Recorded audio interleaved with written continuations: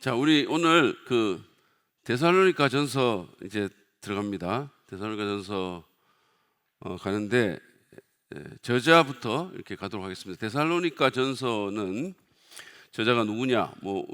우리는 다 바울 서신이다 이렇게 알고 있어가지고 너무 잘 아시는 건데, 제가 이제 여러분들한테 몇 번 얘기했는데 이걸 왜 이런 얘기를 하냐면 몇 가지 이유가 있어요. 근데 이거를 여러분들이 일단은 이게 다른 사람들이 누군가가 교회에서 바울이 썼다고 하니까 바울이 썼구나 이렇게 우리가 말하는 게 아니라는 얘기예요.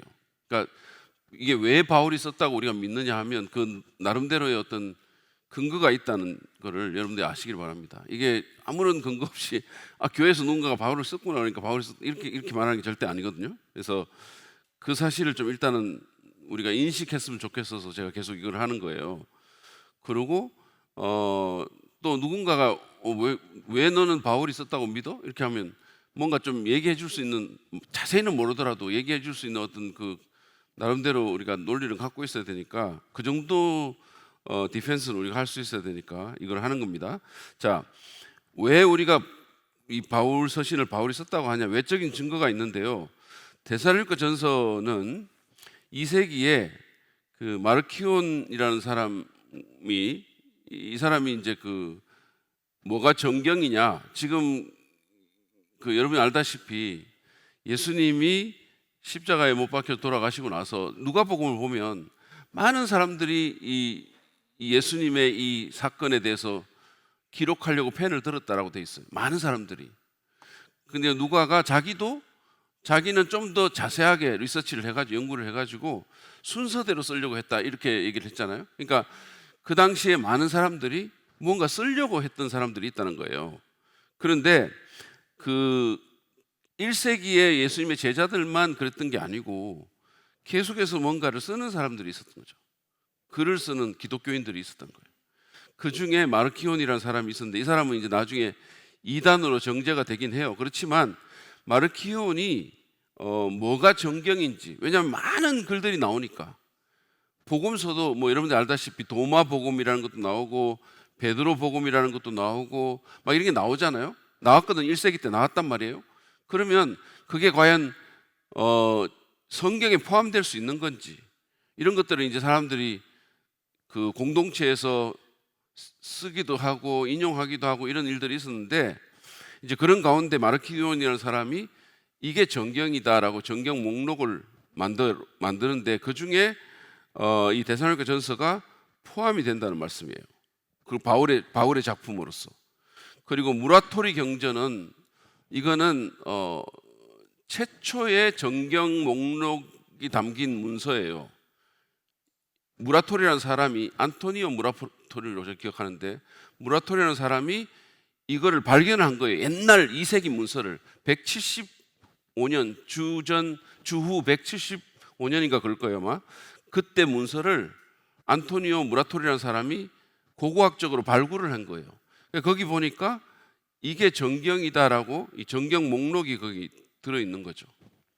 그래서 기독교 최초의 정경 목록입니다. 거기에도 데살로니가 전서가 바울의 서신으로 포함이 되어 있다라는 거예요.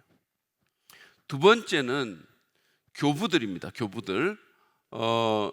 제가 설명해드렸죠. 여러분, 교부는 어떤 사람들이냐 하면 사도들의 제자들이에요.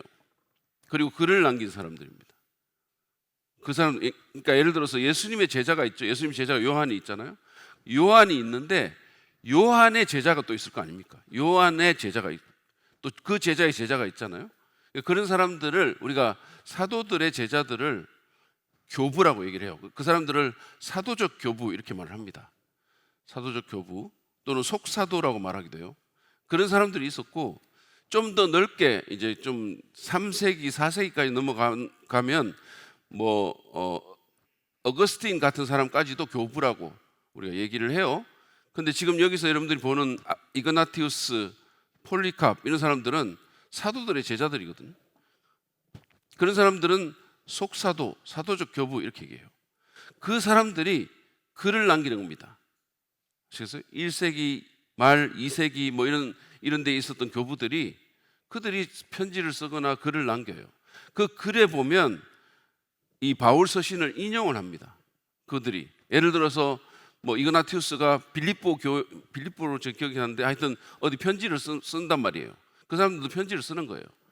바울이 썼던 것처럼 그런 식으로 글을 남기는데 그 글에 데살로니가 전서가 바울이 썼다라고 말을 하고 있는 거죠.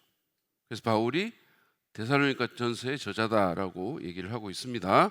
그 다음에 데살로니가 전서는 또 고대 라틴 그리고 시리아 버전 신약에도 이게 이제 여러분 그 신약 성경이 무슨 언어로 기록됐죠? 1번 한국어, 2번 일본어, 3번 중국어, 4번 헬라어. 무슨 언어? 4번. 너무 똑똑하십니다. 대단하십니다. 자, 우리 헬라어는 우리가 이제 그리스 제국을 헬라 제국이라고 그러잖아요. 헬라. 그리고 그 당시에 그 알렉산더가 꿈꿨던 게 뭐냐 하면 모든 세계의 헬라나이제이션, 이 헬라화를 꿈꿨단 말이에요. 그래서 헬라 같은 헬라식의 도시를 세계 곳곳에 자기가 정복한 곳곳에 이렇게 만들어 놨어요. 이집트의 알렉산드리아 자기 이름을 따가지고 알렉산드리아라는 도시도 만들어 놓고 에베소는 터키에 지금 있는데 여러분 성지순례 가시면 거기 한번 가보세요. 에베소 같은 데도 보면 완전히 헬라식으로 만들어 놨단 말이에요. 그러니까 헬라 제국을 꿈꿨던 전 세계가 헬라화 되기를 꿈꿨던 사람이 알렉산더거든요. 그래서 우리가 헬라어라고 하면 고대 그리스 언어를 헬라어다 이렇게 말합니다. 그래서 성경은 고대 그리스 헬라어로 기록이 됐거든요. 신약 성경이. 근데 이거를 그 당시에 로마 제국에서는 무슨 언어를 썼을까요? 1번 한국어, 2번 일본어, 3번 중국어, 4번 라틴어. 4번. 너무 똑똑하십니다. 그러니까 그러면 헬라어가 이제 그 당시에 공용어였거든요. 그렇지만 전 세계를 예수님 당시에 전 세계를 장악하고 있었던 제국은 로마 제국이었어요. 그럼 로마 제국에서는 무슨 언어를 썼다? 라틴어를 쓴 거죠. 그러니까 이 헬라어가 신약 성경으로 이렇게 쓰여졌는데 그거를 라틴어로 또 번역한 사람들이 있고 또 시리아로 아람어로 번역한 사람이 있고 왜냐하면 아람어는 그 당시에 유대인들이 썼던 언어예요. 유대인들이 예수님도 아람어를 썼어요. 히브리어를 쓴 게 아니고 아람어를 썼습니다. 정통 히브리어는 많은 사람들이 못 쓰고 잊어버리기도 하고 뭐 그랬어요. 어쨌든 그래서 아람어 버전의 신약이 또 번역이 됐거든요. 바로 이렇게 번역이 됐어요. 거기에도 데살로니가 전서가 바울의 작품으로 포함이 되어 있다라는 거죠. 이런 외적인 증거가 있어요. 이게 굉장히 이런 시기거든요. 그러니까 뭐 2세기 막 이럴 때 굉장히 빠른 시기에 이렇게 포함이 되어 있다라는 사실입니다. 자, 그다음 그뿐만 아니라 내적 증거를 보시죠. 내적 증거를 보면 이 서신 자체가 바울이 이 서신의 저자임을 주장하고 있습니다. 자, 데살로니가전서 1장 1절에 보면 그래요. 바울과 실라를 얘기합니다. 디모데가 하나님 아버지와 주 예수 그리스도 안에 있는 데살로니가 사람의 교회에 이 편지를 씁니다. 바울이 이 실라와 디모데를 여기다가 넣은 것은 이 서신이 바울 서신인데 딴 데도 그런 게 많아요. 근데 이제 자기 동역자를 그냥 넣어준 거예요. 같이 지금 사역하는 사람을 넣어준 겁니다. 바울이 저자예요. 그래서 바울이 자기가 썼다라고 얘기를 하고 있는 거예요. 전에도 제가 말씀드린 것처럼 신약 성경에 여러 책들이 익명의 책들이 꽤 있어요. 제가 말했죠? 복음서는 다 익명이에요. 복음서는 누가 썼다라고 말하고 있잖아요. 마태복음을 보면 나 마태가 이 복음서를 씁니다 말하지 않아요. 아예 그런 게 없어요. 저자에 대한 언급 자체가 없어요. 누가복음은 그래도 뭐 내가 어쩌고 이렇게 해가지고 있지만 누가라고 밝히고 있지 않죠. 그러니까 익명의 책들이 굉장히 많단 말이에요. 그러니까 어쨌든 간에 그 익명의 책들은 이게 익명인데 누가 저자일까? 이렇게 우리가 연구를 하지만 이런 책들은 자기가 저자라고 딱 밝히고 있단 말이에요. 그러면 이게 진짜인지 가짜인지 둘 중에 하나 아니겠어요? 자, 그 다음에 데살로니가전서 2장 18절에도 보면 우리는 여러분에게 가고자 하였고 특히 나 바울은 한두 번 가고자 했다 이렇게 말하고 있어요. 그 저자를 딱 밝히고 있다라는 거죠. 그 다음에 이 사도행전 내용과 또 이렇게 비교를 해보면 디모데와 실라가 이 데살로니가 교회 데살로니가 지역에 갔을 때 바울의 동역자라는 거예요. 이게 사도행전 내용과 일치한다는 겁니다. 자, 2차 전도 여행 때 일단은 2차 전도 여행을 같이 다녔어요. 그러니까 사도행전 15장 40절 보시죠.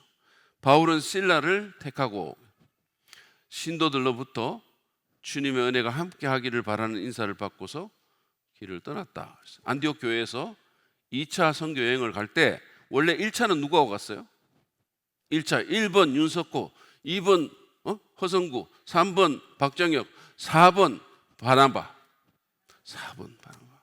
자, 그래서 1차 전도 여행은 바나바하고 갔단 말이에요. 근데 2차 전도 여행은 이 마가 요한 문제로 갈라져 가지고 그래서 바울이 누구를 택했냐면 실라라는 사람을 택하고 갔어요. 자, 2차 전도 여행 가가지고 2차 전도 여행 때 원래는 소아시아 지역 원래 자기가 개척했던 교회를 가려고 했었는데 성령께서 인도하셔가지고 마게도니아 환상을 보여주고 그래서 유럽으로 건너가죠.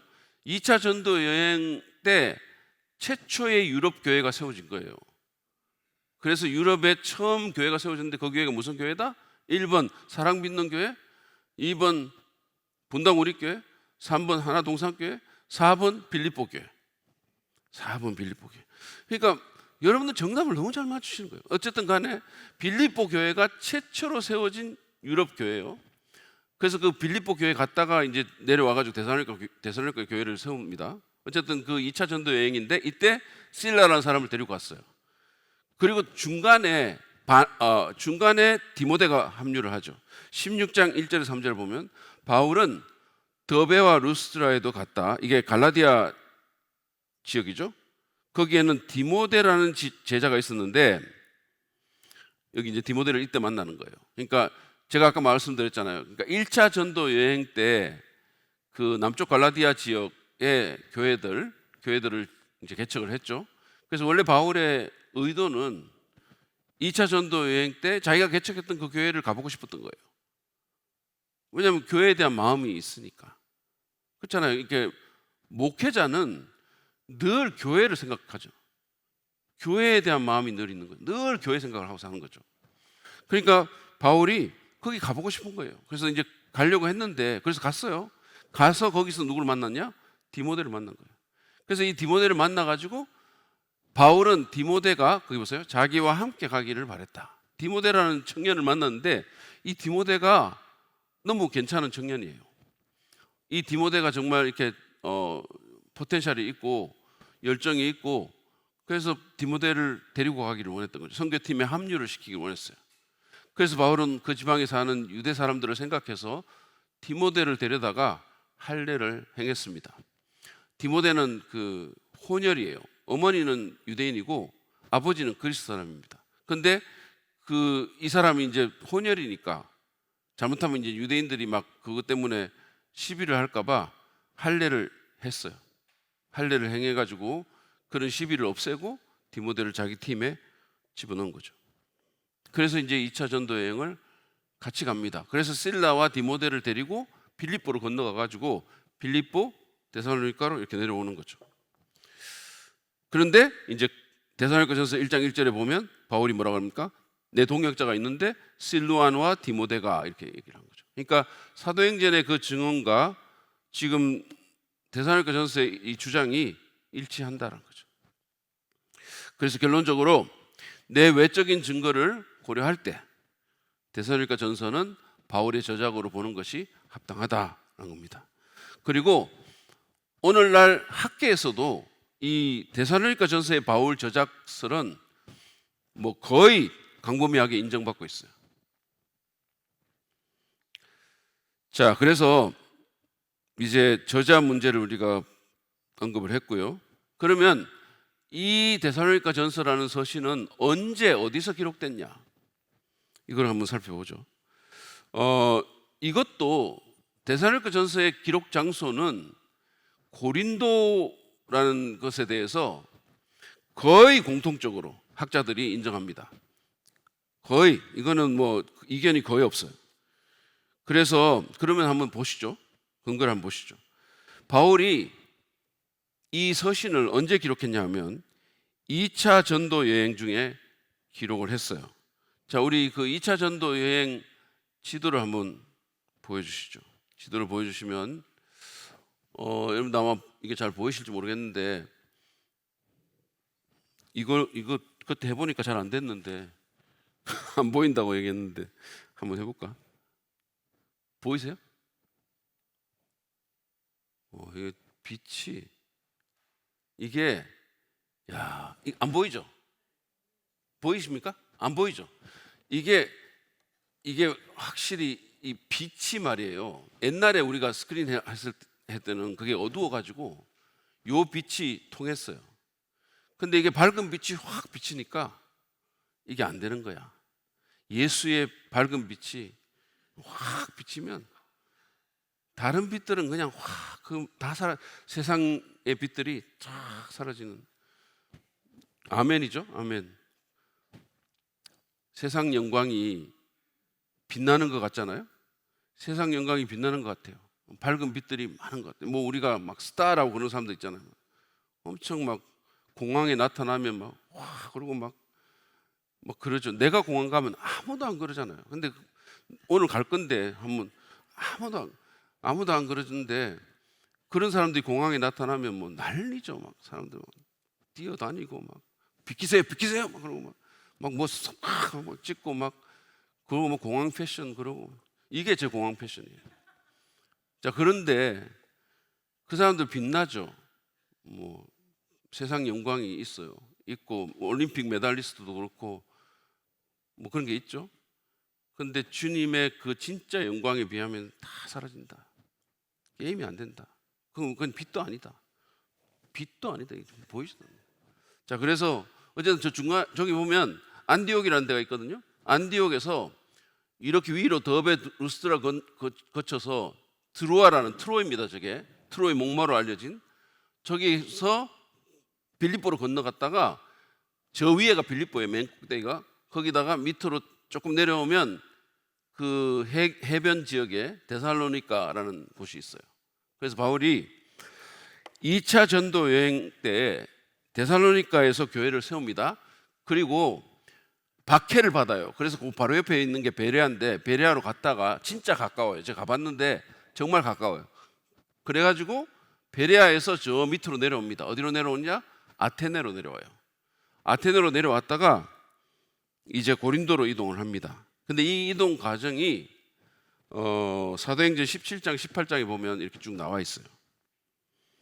자, 그런데 아테네에 있을 때 디모데가 아까 제가 얘기했죠. 여기서 이제 베리아에서 내려와 가지고 아테네로 갔다가 아테네에 있을 때 바울이 디모데를 데살로니가 교회로 다시 보내요. 왜냐하면 데살로니가 교회에서 바울이 오고 싶어서 온 게 아니고 이 박해 때문에 갑자기 그냥 피신한 케이스이기 때문에 얼마나 교회에 대한 마음이 있었겠어요. 그러니까 보내는 거죠. 그래서 디모데를 저 위로 보내고 데살로니가를 보내고 자기는 고린도로 이동을 해요.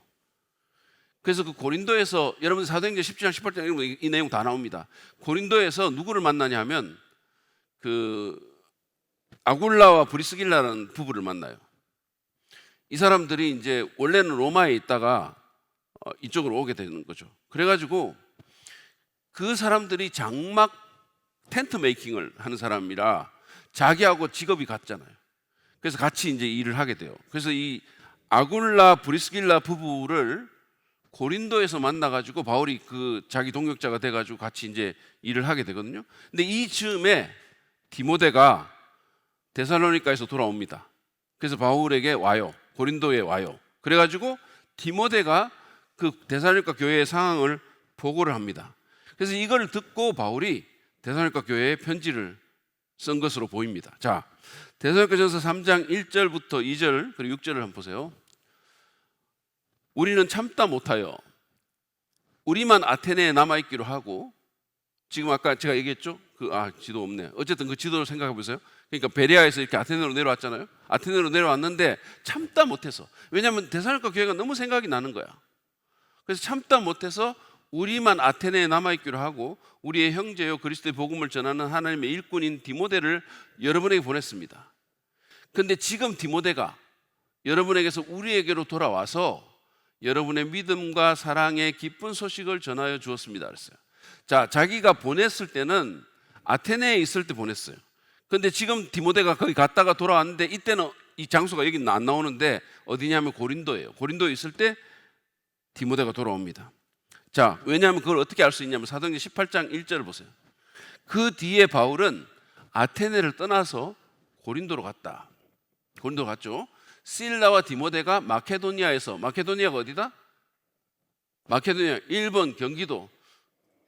계속 할까요?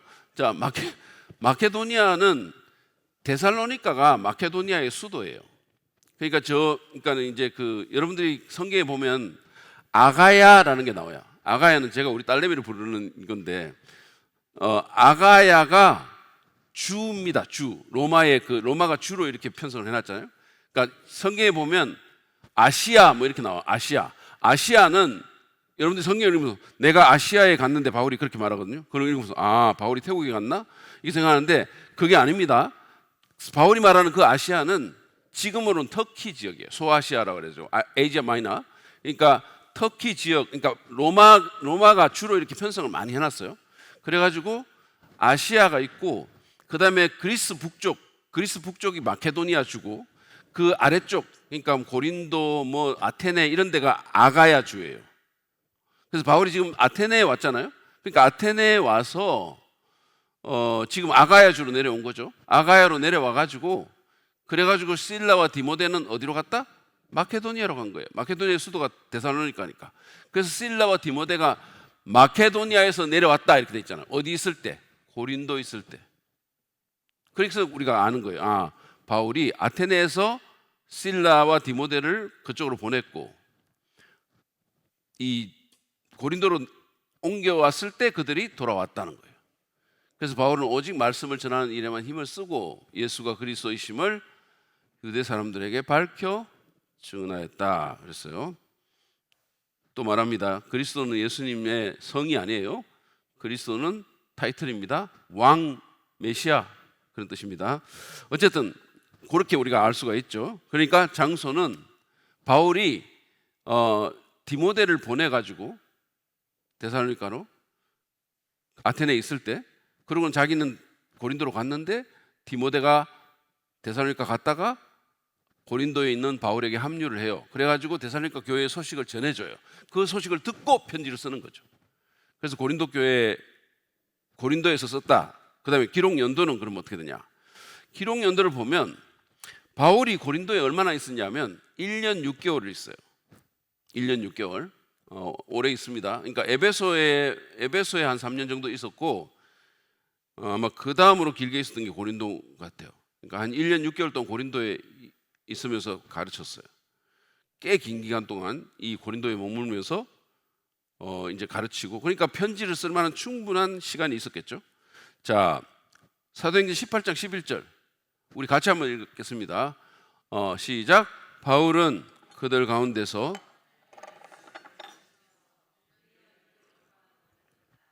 그렇죠?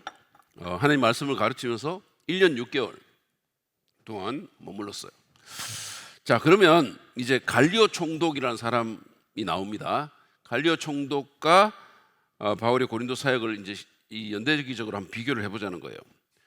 사도행전을 보면 바울이 고린도에 있으면서 그 1년 6개월을 있는 동안에 말년, 그러니까 그 고린도에 있을 때 사역 말기하고 이 갈리오 총독, 아가야 주의 총독이에요. 그러니까 고린도가 속해 있는 그 주의 총독입니다. 그 갈리오가 있었던 기간하고 겹치는 부분이 있어요. 그래가지고 이거를 한번 보게 되겠습니다. 1번 바울의 재판. 갈리오가 총독으로 재임하는 동안에, 그러니까 아가야 주의 총독으로 재임하는 동안에, 제가 여러분 또 다른 유명한 총독을 누구를 아십니까? 성경에 나오는 총독. 유명한 총독 있잖아요. 응? 빌라도가 그 이쪽 갈릴리 이쪽 이스라엘 유대 지역의 총독이었잖아요. 그러니까 유대 지역의 총독 빌라도가 있었던 것처럼 아가야 주에도 총독이 있었어요. 이 사람이 누구냐? 갈리오라는 사람이에요. 이때 당시에. 자, 갈리오가 총독으로 재임하는 동안에 바울에 대한 소송이 발생하게 돼요. 그리고 이제 이 소송 후에 바로 얼마 안 있다가 바울이 고린도를 떠납니다. 그러니까 이 소송은 굉장히 바울의 사역 말기에 일어난 일이에요.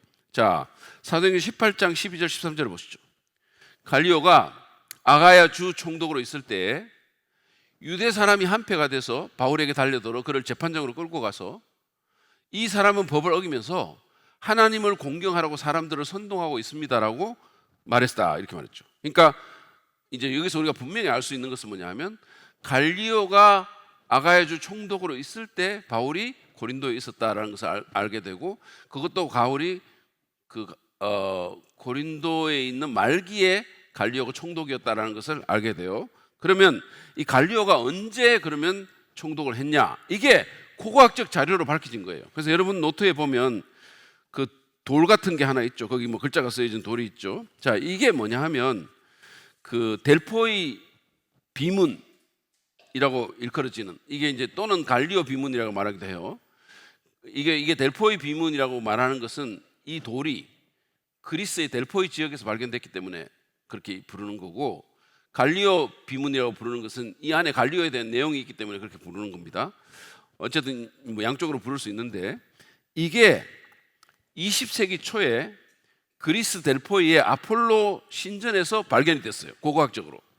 근데 이게 뭐냐 하면 로마 황제가, 그 당시에 로마 황제가 누구냐면 클라우디우스라는 사람인데, 클라우디우스가 주후 52년도에 갈리오 총독에게 편지를 쓰는 거예요. 이게.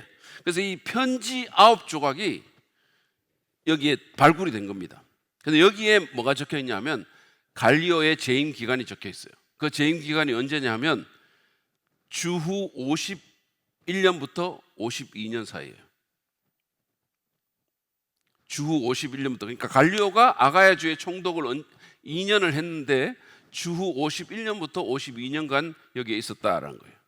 이게 이 비문을 통해서 밝혀진 거예요. 그러면 바울이 고린도에 있었을 때 이 사람 총독이었고 그 말기에 재판이 있었다면, 그렇다면 그죠? 그러면 이제 연대를 계산할 수가 있겠죠. 자, 여러분 노트를 보시면 갈리오 총독 재임이 언제다? 주후 51년부터 52년이에요. 그 다음에 바울이 갈리오 앞에 선 사건은 바울이 고린도 체류했을 후반기입니다. 바울은 이 재판하고 얼마 안 있다가 떠나요. 자, 그 다음에 후반기입니다. 그 다음에 바울이 고린도에 체류한 때는 언제냐 하면 주후 50년에서 52년이에요. 1년 6개월이라고 했잖아요. 50년에서 52년입니다. 디모데가 언제 돌아왔냐? 디모데가 돌아온 게 초기예요. 초기. 그러니까 바울이 고린도에 가서 얼마 안 있을 때 디모데가 돌아왔거든요. 그러니까 50년이나 51년 초반이겠죠. 50년 후반이나 51년 초반. 그래서 결론적으로 우리가 이렇게 말할 수 있겠습니다. 데살로니가 전서는 바울이 고린도에서 사역하던 초기, 다시 말해서 주 50년에서 51년 사이에 기록된 것으로 볼 수 있다는 거예요. 주 50년에서 51년 사이에 기록된 것으로 볼 수 있습니다. 이해가 가시죠? 네. 그래서 굉장히 빠른 서신이에요. 바울이 쓴 서신 중에 제일 빠른 서신이 무슨 서신이다? 응? 제일 빠른 서신이 제가 전에 한번 말씀드린 것 같은데 1뭐 2뭐 이런 거 얘기했잖아요. 그죠? 생각나세요? 일갈. 그래서 1차 전도행이 끝나고 나서 쓴 게 갈라디아서입니다. 일갈. 우리 여러분이 기억하세요. 일갈했다 이런 말 쓰잖아요. 그죠? 일갈. 그래서 그러면 1차 전도행이 언제 끝났냐? 49년이거든요. 49년. 그러니까 주후 49년에 바울이 갈라디아서를 써요. 그러니까 갈라디아 서신이 제일 빠른 서신입니다. 그 다음에 쓴 서신이 2대 그랬어요. 나 2대 나왔어. 2대. 그래서 그 다음에 빠른 서신이 뭐다? 데살로니가 전후서다는 거예요. 1갈 2대 3 롬. 쌍놈 같으니라고 이렇게 해서 3놈. 하여튼 제가 여러분 외우라고 이렇게 하는 거예요. 자, 어쨌든 간에 그래서 이 데살로니가 전서는 바울이 쓴 서신 중에 굉장히 이른 서신입니다. 빨리 쓴 서신이에요. 주 50년에서 51년 사이에 기록됐다, 이 정도로 아시면 됩니다. 갈라디아서가 제일 먼저 쓰여졌고 그 다음에 데살로니가 전후서다. 자, 그러면 이 수신자에 대해서 한번 알아보죠. 이 편지를 받는 사람은 누구냐? 흥미진진하시죠? 네, 흥미진진하셔야 됩니다. 지금 데살로니가 도시부터, 바울이 데살로니가 교회를 개척해가지고 편지를 보냈으니까 그 데살로니가 도시부터 한번 보시죠. 데살로니가는요, 오늘날 그리스 북부에 있는 항구 도시예요. 자, 이거 보세요. 지금 이 보이시죠? 지금도 있는 도시예요. 지금도 똑같은 이름으로 있어요. 그러니까 지금 이름은 테살로니키예요. 테살로니키고, 여러분 배구 좋아하십니까? 배구 선수 중에 학폭으로 이렇게 쌍둥이 중에 한 명이 소속돼서 제일 처음 가서 운동했던 배구가 여기 데살로니카였었어요. 그래서 어쨌든 이 지역입니다. 또 하나 그림을 좀 보여주세요. 예, 이게 개선문이 있죠. 개선문입니다. 아주 멋있죠. 웅장하고, 이게 이제 그 당시에 안토니우스 막 이런 사람들이 전쟁하고 이럴 때 이제 지은 개선문이에요. 그리고 이건 해변가입니다. 해변가 멋있어요. 이게 에게해입니다. 이 바다가 에게해인데, 어쨌든 이게 현재 데살로니키라는 곳이고, 지금 현재 이 지역의 인구가 얼마나 되냐면 100만 정도가 돼요. 100만, 큰 도시입니다. 여러분들이 에게 겨우 100만이야? 이렇게 생각하실 수 있죠? 군포가 몇 만인지 아세요? 군포가 뭐 30만 정도 되지 않나요? 뭐 그 정도 될 것 같아요. 3, 40만? 20, 저 정확히 모르는데 하여튼 100만 절대 안 되거든요. 그런데 우리나라는 5천만이 넘잖아요. 그리스는 인구가 한 1,000만 정도 됩니다. 그리스 인구가 1,000만 정도 되는데 한 도시에 100만이 있으면 그 그리스 전체 인구의 10분의 1이 거기 산다는 얘기죠. 큰 도시예요. 굉장히 큰 도시입니다. 자, 바울 당시에 이 도시는 마케도니아 지역의 중심 도시였습니다. 그러니까 주도 마케도니아의 캐피털 시티였고, 에게해에 접한 큰 항구 도시였습니다. 에게해에 접한 큰 항구 도시였었어요. 그러니까 여기가 터키고 여기가 그리스면 그 중간에 바다가 에게해예요. 에게해, 거기에 이제 접한 큰 항구 도시였고, 여러분 보이십니까? 이게 정확하게 보이는지 모르겠는데 하여튼 중간에 빨간 게 보이세요? 그게 이 빨간 게 뭐냐 하면 길이거든요. 그러니까 에그나티아 고속도로, 비아 에그나티아라는 거예요. 모든 길은 로마로 통한다. 아시죠? 로마 사람들이 엄청나게 많은 길들을 만들었는데 이게 굉장히 중요한 길이에요. 그래서 이게 제가 빌립보 갔을 때 이 길을 걷기도 해봤어요. 지금도 유적이 남아 있거든요. 근데 에그나티아 고속도로가 빌립보를 거쳐서 데살로니카로 이어져요. 그러니까 이거는 이 무역이 굉장히 활발하게 이루어지는 이 길을 통해서, 그리고 이제 이게 빌립보를 거쳐서 데살로니카로 오잖아요. 그럼 데살로니카는 엄청나게 큰 항구 도시니까 무역이 이 배를 통해서 또 다른 데로 막 가는 거예요. 뭐 소아시아로 가기도 하고 밑으로 내려가고 이랬단 말이에요. 그러니까 이게 주요 도로가 지나가죠. 큰 항구 도시죠. 그러니까 상업과 교통과 문화가 모이는 국제 도시였습니다. 이 데살로니카라는 도시가. 자, 그러면 이 도시는 누가 설립했냐? 이 도시는 기원전 315년에 마케도니아의 왕이었던 이 사람이에요. 카산드라고 부르기도 하고 카산드로스라고 부르기도 해요. 여러분 그 알렉산더 대왕이 이 정복하다가 젊은 나이에 그냥 갑자기 죽잖아요. 뭐 독살됐다는 설도 있습니다만 어쨌든 뭐 전통적인 견해는 뭐 열병에 걸려서 죽었다 그러잖아요. 갑자기 죽고 후계자가 정리가 안 된 상황에서 그냥 죽었기 때문에 그 밑에 있는 네 장군이 이렇게 나누어서 제국으로 분할을 하게 되죠. 그 중에 한 사람이 이 카산드라는 사람이에요. 근데 이 사람의 부인이 이름이 뭐냐면 테살로니케였었어요.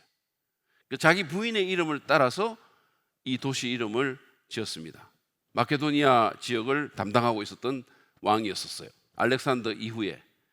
그래서 뭐 셀류쿠스라든지 이런 사람은 또 딴 데를 저쪽 시리아 지역을 담당하고 이랬잖아요. 그러니까 그런 식으로 이제 이 마케도니아 지역은 카산드가 맡고 있었는데 이 사람이 자기 아내의 이름을 따서 테살로니케라는 아내의 이름을 따서 이 지역 이름을 이 도시를 만들고 도시 이름을 데살로니카로 지었어요. 그러면 테살로니케는 누구냐?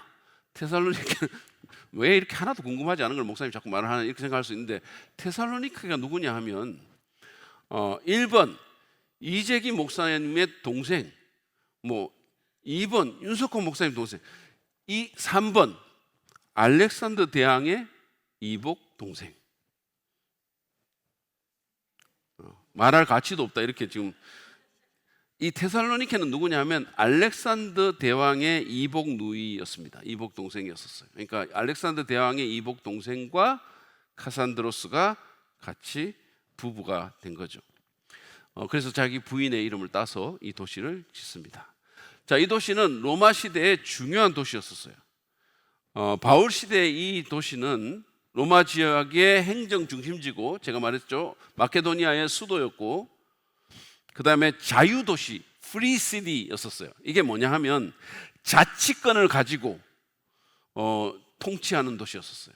그러니까 일반적으로 아까 말한 것처럼 보통 로마는 총독을 파견해가지고 총독이 다스리게 하잖아요. 이 테살로니카는 마케도니아고 마케도니아는 그리스에 속한기 때문에 로마 제국하고는 다른 나라잖아요. 그러니까 로마가 정복을 하면 거기 총독을 보내잖아요. 그런데 이 데살로니카는 자유도시로 지정을 해가지고 그래서 총독이 다스리지 않고 자기 자체의 행정관들이 통치를 했어요. 말하자면 그 군포 사람이 그냥 다스리는 것처럼 그렇게 자기 사람들이 다스렸다는 거죠. 그래서 사도행전 17장 6절에 보면 시청 관원들이라는 사람들이 나와요. 이 사람들이 바로 이런 도시 행정관들입니다.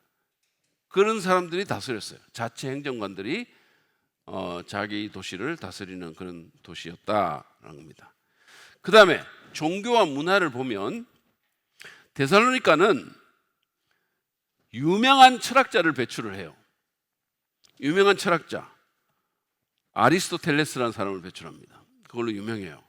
여러분 지금 동상이 있잖아요. 지금 아까 제가 데살로니카의 해변을 조금 살짝 보여드렸죠. 그 해변을 이렇게 해변이 쫙 펼쳐져 있어요. 엄청나게. 그럼 해변을 쫙 가면 저 끝에 이 아리스토텔레스 광장이라는 게 있어요. 거기 그 사람 동상이 있습니다. 이 사람은 그 주전 384년도에 데살로니카 인근의 지역에서 스타기라라는 지역에서 태어나요. 그래가지고 주전 342년에 당시 마케도니아의 왕이었던 필립 2세, 알렉산더의 아버지입니다. 필립 2세의 요청으로 알렉산더가 왕자일 때 알렉산더의 가정교사 역할을 해요. 그래서 이 아리스토텔레스가 젊은 왕자 알렉산더를 가르쳐요. 그래서 여기 보면 이 데살로니카 해변에 가면 이 사람 동상만 있는 게 아니고 이 사람 동상이 있어요. 누구냐? 알렉산더 대왕입니다. 이 사진을 누가 찍었다? 내가 찍었다. 너무 잘 찍었지 않으세요? 알렉산더 대왕의 동상이 있는 거죠. 그러니까 이 데살로니카 사람들이 굉장히 프라이드를 갖고 있어요. 왜냐하면 아리스토텔레스가 이 분을 가르쳤으니까. 그래서 이게 내가 주님 진짜 이거 내가 찍었단 말입니까? 이거 진짜 잘 찍은 것 같아요. 그래서 해변가를 대상으로 이렇게 쫙 찍었잖아요. 이건 그냥 휴대폰을 찍은 건데 이게 단가요? 또 없나? 사진이? 어쨌든 자, 그래서 이렇게 다양한 어떤 그 철학적인 유산도 있고 문화도 있고 그다음에 또 민족도 여러 그리스 사람, 로마 사람, 유대인 공동체도 여기 있었어요. 왜냐하면 유대인 해당이 거기 있었으니까. 그래서 다양한 민족들, 종교들도 여기에 섞여 있었던 그런 아주 그 복합적인 도시였다 이렇게 말할 수 있을 것 같습니다. 자, 그러면 이제 교회를 한번 알아보죠. 이제 CD는 우리가 봤고 이 데살로니가라는 도시가 얼마나 큰 도시고 지금도 크지만 그 당시에도 굉장히 중요한 도시였다는 거예요. 그런데 이 중요한 도시에 바울이 교회를 개척합니다. 언제? 2차 전도 여행 중에 여기서 3주 정도 머물면서 교회를 개척해요. 3주. 자, 이 개척 내용이 사도행전 17장 1절에서 4절에 나와 있습니다. 사도행전 17장 1절에서 4절 보이시죠? 자, 같이 한번 읽도록 하겠습니다. 시작. 바울 일행은 암비볼리와 아볼로니아를 거쳐서 데살로니가에 이르렀다. 거기에는 유대 사람의 회당이 있었다. 바울은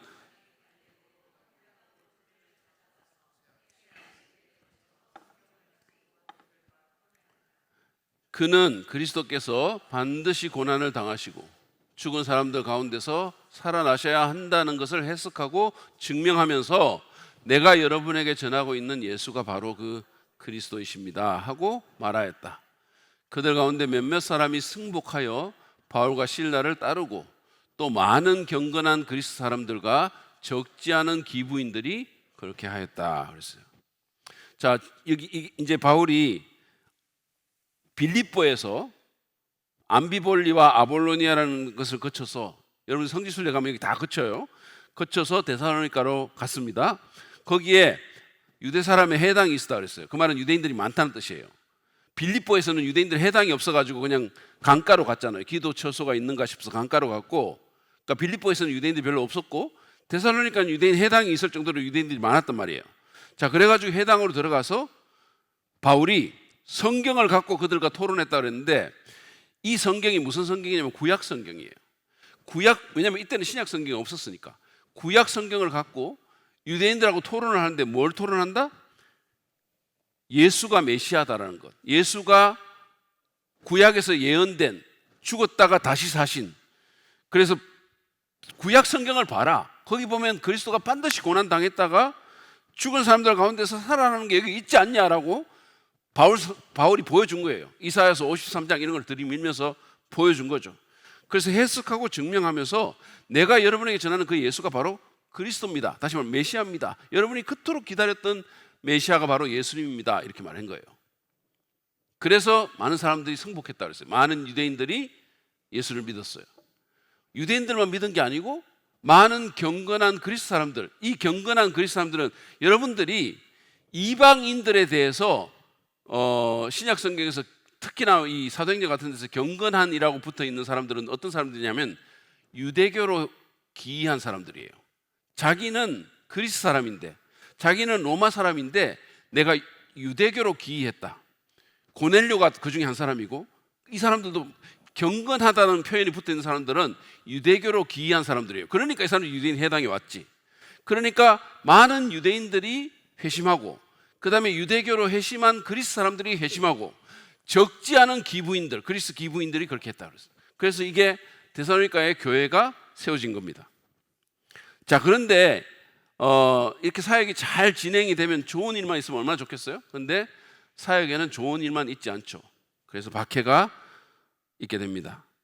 복음을 전했는데 유대인들과 그리스 사람들을 얻었는데 유대인들의 반대에 직면하게 돼요. 참 희한하죠? 유대인들이 반대를 해요. 그래서 도시가 폭동에 휘말립니다. 자, 보시죠. 사도행전 17장에 보면 이 내용이 나와 있어요. 그러나 유대 사람들은 시기해서, 그러니까 너무 많은 유대인들이 전향하니까 거기 있는 골수 유대교 사람들이 시기를 하는 거예요. 옛날에 바리새파와 사두개파들이 예수님을 시기해가지고 십자가에 못 박혀서 죽였듯이 이 사람들이 바울을 시기하는 거예요. 그래서 거리에 불량배들을 끌어 모아다가 패거리를 지어서 시내에 소요를 일으키고 야손의 집을 습격하였다. 그리고 바울 일행을 끌어다가 군중 앞에 세우려고 찾았다. 그러나 그들을 찾지 못하고, 그때 마침 바울이 없었어요. 야손과 신도 몇 사람을, 그러니까 이 기독교로 이렇게 회심한 이 사람들을 시청 관원들에게 끌고 가서 큰 소리로 외쳤다. 세상을 소란하게 하는 그 사람들이 여기에도 나타났습니다. 그러니까 바울의 선교팀을 얘기하는 거예요. 그러나 시청 관원들은 야손과 그 밖의 사람들에게서, 이 시청 관원이 아까 자치하는 그 자치 행정관들이에요. 시청 관원들은 야손과 그 밖의 사람들에게서 보석금을 받고 놓아줬다 그랬어요. 유대인들 난리를 쳤는데 그냥 보석금 내고 나가 이렇게 해가지고 보내준 거죠. 자, 이렇게 박해가 생기니까, 그리고 이제 바울을 막 찾으려고 막 이제 서치를 하면 바울이 잡히면 죽을 수도 있잖아요, 잘못하면. 그래서 바울이 밤에 인근 도시인 베레아로 보냅니다. 사도행전 17장 10절을 한번 보세요. 이게 베레아인데, 먼저 성경을 한번 보시죠. 성경을 먼저 보시죠. 신도들은 곧 바로 그날 밤으로 바울과 실라를 베레아로 보냈다. 왜냐하면 그 위험해지니까. 그러니까 이제 베레아로 보낸 거예요. 보냈는데, 자, 이게 지금 현재 베레아의 모습이에요. 베레아라는 도시의 모습입니다. 데살로니가에서 굉장히 가까워요. 그리고 여기 보면 뭐가 있냐면 사도 바울의 동상이 있어요. 사진을 보여주시죠. 없나요? 제가 보냈는데 아깝네요. 제가 찍은 사진인데 너무 안타깝습니다. 이 모든 것이 다 문현숙 사모 때문이에요. 자, 어쨌든 간에 그래서 이제 거기 베레아로 가면요. 나중에 제가 다음 시간에 보여드릴게요. 바울의 동상이 있어요, 베레아에. 근데 제가 너무 마음이 뭉클한 게 뭐냐면 이렇게 허리가 굽었어요. 바울이 이 성경을 들고 이렇게 허리가 굽은 바울의 모습이 동상으로 이렇게 있어요. 그래서 제가 마음이 짠하더라고요, 그거 보면서. 이 사람은 진짜 예수 안 믿었으면 평생 편하게 살 사람이었어요. 팔자가 너무 편한 사람이었는데 예수 믿고 인생이 힘들게 된 사람이죠. 그렇지만 의미 있는 삶을 살았어요. 자, 데살로니가의 중요성은, 데살로니가는 복음 전파 전략상 매우 중요한 도시였습니다. 왜냐하면 마케도니아 주의 수도이고, 아까 제가 보여드린 것처럼 로마 주요 도로의 중심지고, 그 다음에 큰 항구를 낀 국제 무역 도시이기 때문에 여기에서 복음이 퍼지면 마케도니아 전 지역으로 그냥 확산이 되는 거예요. 그래서 실제로 데살로니가전서 1장 8절에 이렇게 말합니다. 같이 한번 읽어보죠. 시작. 주님의 말씀이 여러분으로부터 마케도니아와 아가야에만 울려 퍼진 것이 아니라 하나님을 향한 여러분의 믿음에 대한 소문이 각처에 두루 퍼졌습니다. 영향력이 있는 도시라는 거예요. 영향력이 있는 도시. 우리가 보통 선교적으로 이런 얘기를 하거든요. 이 전략을 얘기를 할 때 선교사들은 어디를 가야 되냐 하면 큰 도시에 들어가야 된다. 큰 도시에 들어가야 영향력을 가진 사람들을 보낼 수가 있는 거예요. 이게 선교사가 들어가 가지고 사람 한 3명, 4명 있는 그런 시골에 들어가면 안 되고, 많은 사람들이 있고, 그 다음에 거기에 지도자급으로 훈련되는 사람들이 있고, 영향력이 있는 도시에 가야, 그래야 아주 전략적으로 선교를 할 수 있다라는 그런 게 있어요. 그런데 바울이 꼭 그랬어요. 바울은 중요한 도시를 가서 복음을 전했습니다. 그래서 이 데살로니가에서 주님의 말씀이 마케도니아뿐만 아니라 남쪽에, 고린도, 아테네 같은 남쪽에도 울려 퍼졌고, 그뿐만 아니라 각처에 두루 퍼졌다 그랬어요. 자, 그 다음에 이제 기록 동기와 목적을 한번 보시죠. 왜 그러면 이걸 쓰게 됐냐? 자, 먼저 보시면 바울이 갑작스러운 이별로 인해서 목회적인 염려가 생긴 거예요. 아까 제가 말씀드렸죠.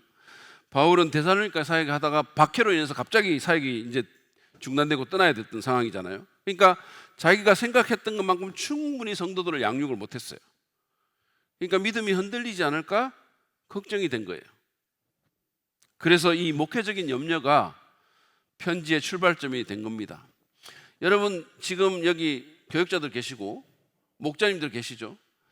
뭐 일반 성도님들도 마찬가지예요. 여러분, 우리가 정말로 이렇게 정상적인 그리스도인으로서 사는 사람이라면 우리 안에 뭐가 있어야 되냐 하면 영혼들에 대한 마음이 있어야 돼요. 나만 잘 되고 뭐 나 혼자 그냥 교회 나오고 이게 아니고 다른 사람들을 생각하면서, 특히 다른 성도들을 생각하면서 그들에 대해서 마음이 가야 돼요. 그게 지극히 정상적인 거예요. 특히나 교육자들, 목자들은 더욱 그래요. 교사들은 마찬가지고. 다른 내가 맡은 사람들에 대한 마음이 생겨야 돼요. 그들에 대해서 염려하고 그들에 대해서 영적으로 돌보고자 하는 마음이 생겨야 됩니다. 자, 디모데가 또 이제 보고한 것이 또 하나의 동기예요. 바울이 디모데를 이제 그 데살로니가를 보내가지고 교회를 살펴보게 했죠. 상황을 확인했죠. 근데 생각보다 믿음이 잘 유지되고 있었어요. 근데 여전히 박해와 혼란이 존재했습니다. 그래서 바울이 이거 보고를 듣고 안도하면서도 뭔가 추가적인 격려와 교훈이 필요하겠다라는 생각을 하면서 이 편지를 쓰게 된 거죠. 자, 그래서 이제 기록 왜 쓰게 됐는가 하는 것은 이 두 가지 동기가 있었고요. 목적은 첫째, 믿음을 격려하고 칭찬하기 위해서입니다. 믿음을 격려하고 칭찬하기. 데살로니가 교회는 아주 어린 교회였었어요. 지금 박해 속에서도 믿음을 지키고 있는 아주 어떻게 보면 초신자 공동체죠. 그죠? 여러분, 바울이 데살로니가 2차 전도 여행 때 데살로니가 복음 전하고 그것도 3주 전하고 양육하고 그리고는 급히 떠나가지고 지금 어디로 왔다 그랬어요? 고린도로 왔다 그랬잖아요. 그러니까 지금 시기적으로 얼마 안 지났어요. 사역하고 얼마 안 지난 아주 초신자 공동체란 말이에요. 그런 공동체에 바울이 편지를 쓰는데 이런 아주 어린 베이비 크리스찬 같은 경우면 격려를 먼저 많이 해야 되겠죠? 칭찬을 많이 해야 되겠죠? 그래서 확신을 주기 위해서는 격려를 했습니다. 자, 데살로니가전서 1장 3절 그리고 6절 7절입니다. 우리 또 스크린 보면서 같이 한번 읽어보죠. 시작. 우리는 하나님 우리 아버지 앞에서 여러분의 믿음의 행위와 사랑의 수고와 우리 주 예수 그리스도께 둔 소망을 굳게 지키는 인내를 언제나 기억하고 있습니다. 그 다음, 여러분은 많은 환난을 당하면서도 성령께서 주시는 기쁨으로 말씀을 받아들여서 우리와 주님을 본받는 사람이 되었습니다. 그리하여 여러분은 마케도니아와 아가야에 있는 모든 신도들에게 모범이 되었습니다. 엄청 칭찬하고 있는 거죠. 여러분이 막 환난이 많은데, 아까 그랬잖아요. 유대인들이 시기해가지고 막 폭동 일으키고 환난을 당하는데, 그런데도 성령이 주시는 기쁨으로 말씀을 받아가지고 저는 이 말이 참 찔리기도 하고 너무 놀라워요. 우리와 주님을 본받는 사람이 됐다 그랬어요. 단순히 주님만 본받는 게 아니고 우리를 본받는 사람이 됐다는 거예요. 그러니까 바울이 얼마나 모범을 보였으면. 저는 실제로 고린도전서 같은 데 보면 바울이 이렇게 말하기도 하죠. 너희는 나를 본받는 자가 되라 이렇게 말했어요. 담대한 선언이죠. 얼마나 잘 살았으면 그렇게 말할 수 있었을까.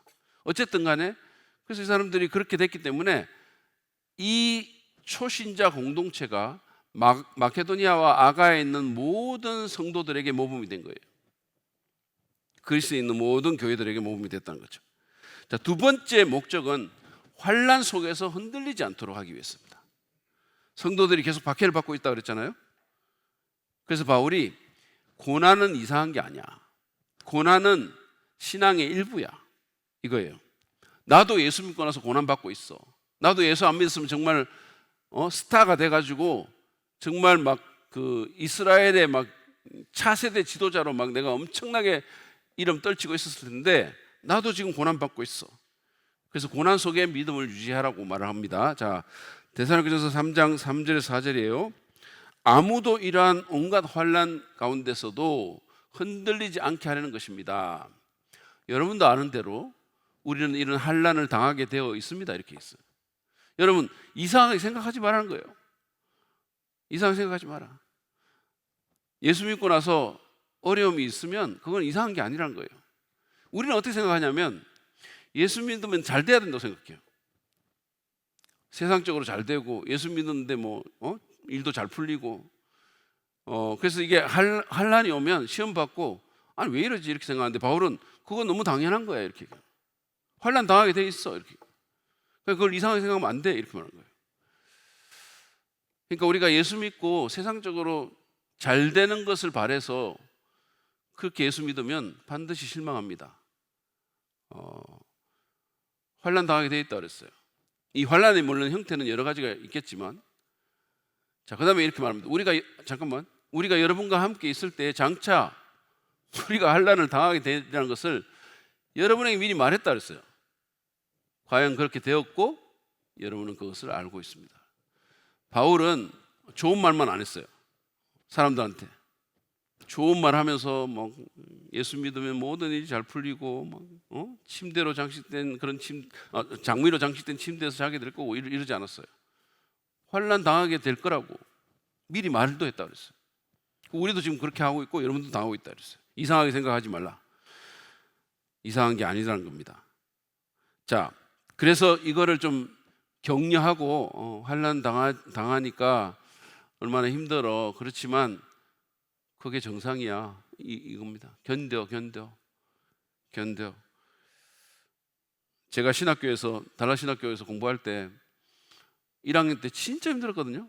너무너무 힘들었어요. 근데 공부도 힘들었고 경제적으로도 힘들었고, 제가 하루에 4시간씩 청소 아르바이트를 했으니까요. 공부해야 되는 그 시간에 7시부터 11시까지. 그러니까 밤 7시부터 11시까지 청소하죠. 막 이 영어는 너무 어렵죠. 그러니까 경제적으로 힘들죠. 그러니까 너무 이렇게 힘들어가지고 내 미국 친구랑 뭐 얘기하다가 그런 얘기가 좀 나왔는데, 그 친구가 나한테 이렇게 얘기했어요. Hang in there 이렇게 얘기했어요. 견뎌 이렇게 얘기했어요. Hang in there죠. Hang in there. 견디라고. 견뎌야 된다는 거. 때로는 견딜 수밖에 없는 거죠. 자, 그 다음에 세 번째, 재림에 대한 오해를 바로잡기 위해서.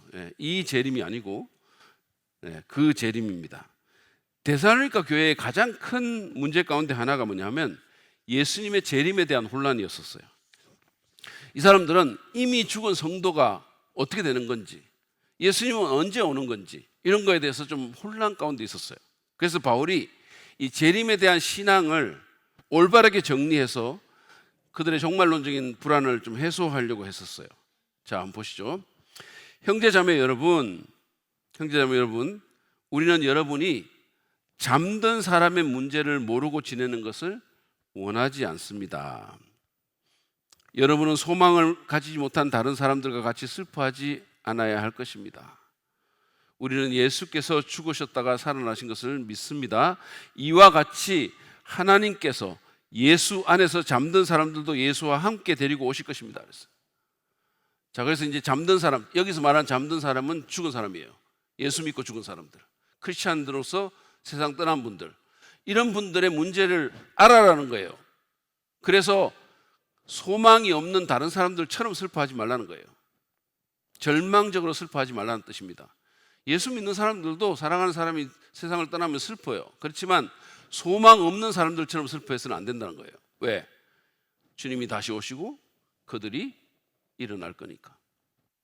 그 얘기를 하고 있습니다. 그 다음에 데살로니가전서 5장 1절에서 3절입니다. 이거 같이 한번 읽을까요? 시작. 형제자매 여러분, 그 때와 시기를 두고서는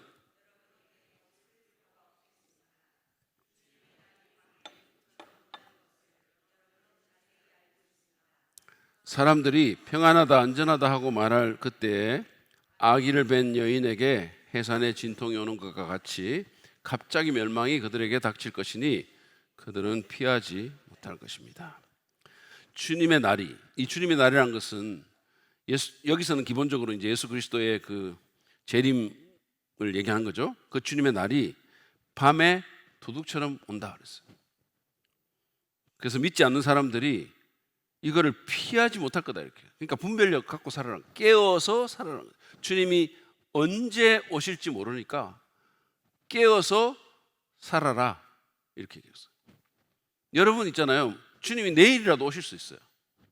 주님이 내일이라도 오실 수 있습니다. 그럼 여러분은 주님을 만날 준비가 되어 있습니까?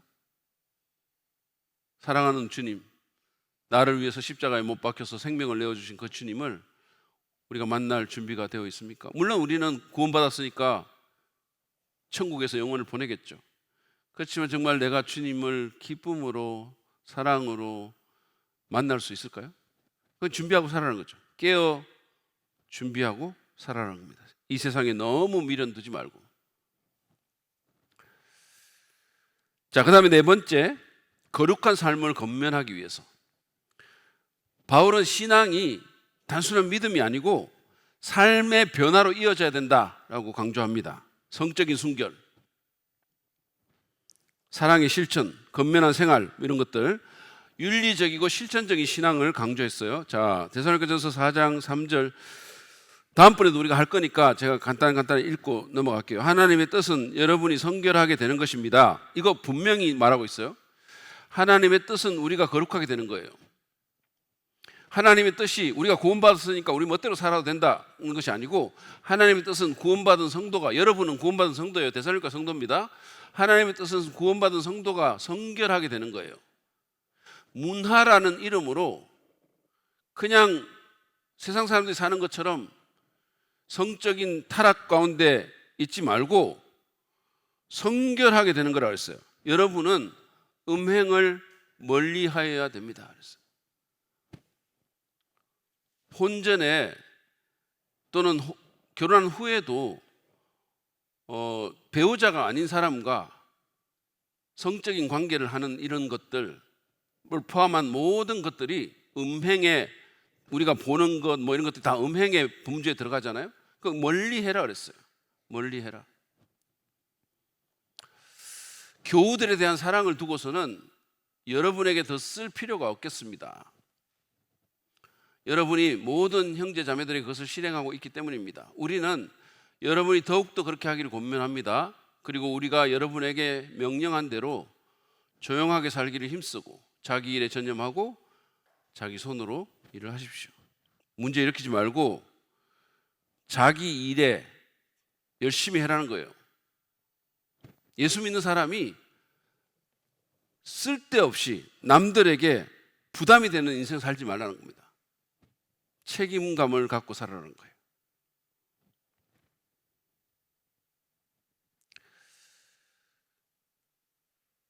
네, 그 다음에 우리가 마지막입니다. 공동체 질서 유지를 위해서입니다. 성도들이 이 재림을 오해해가지고 일하지 않고 무질서하게 사는 사람들도 있었어요.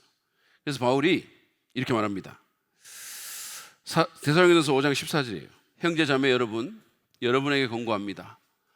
무질서하게 사는 사람을 훈계하고 마음이 약한 사람을 격려하고 힘이 없는 사람을 도와주고 모든 사람에게 오래 참으십시오. 이건 교회 공동체를 얘기하는 거예요. 교회 안에 무질서하게 사는 사람들이 있어요. 그런 사람 훈계해라 그랬어요. 오늘날 현대교회에서 사라져가고 있는 것 중에 하나가 훈계입니다. 훈계하면 꼰대라 그래요. 왜 네가 나한테 훈계하냐, 네가 뭔데, 이렇게. 그러니까 책망, 훈계 이런 게 많이 사라지고 있죠. 물론 사랑 안에서 그렇게 해야 되겠죠. 사랑 안에서 해야 되는데 바울은 분명히 서로 권면해라 그랬어요. 또 훈계해라 그랬습니다. 사랑 안에서. 근데 사람이 훈계를 안 받으면 방자하게 행하게 되겠죠. 그래서 무질서하게 사는 사람을 훈계해라 그랬습니다. 그리고 마음이 약한 사람은 격려해주고.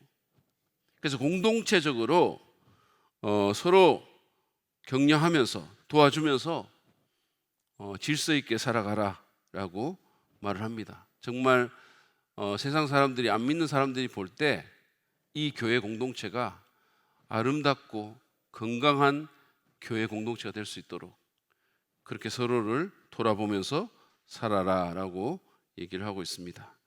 자, 여기까지 우리가 오늘 공부를 하고, 이게 바울이 이 서신을 쓴 목적이었습니다. 그래서 우리가 오늘 이 말씀을 좀 보면서 특별히 여러분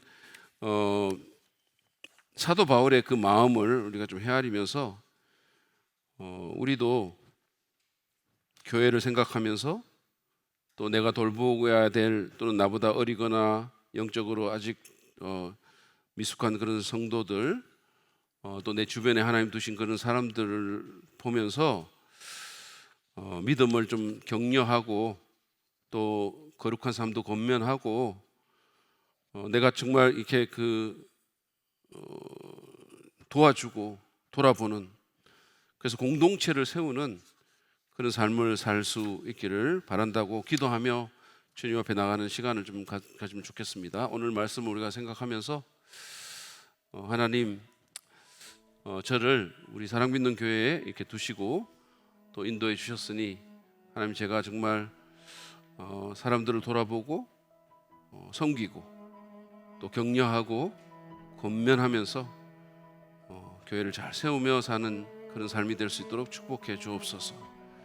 선한 영향을 끼치고 남들에게 부담을 주는 그런 사람이 아니라 누군가를 바로 세우는 그런 사람으로 설 수 있도록 하나님 인도해 주옵소서.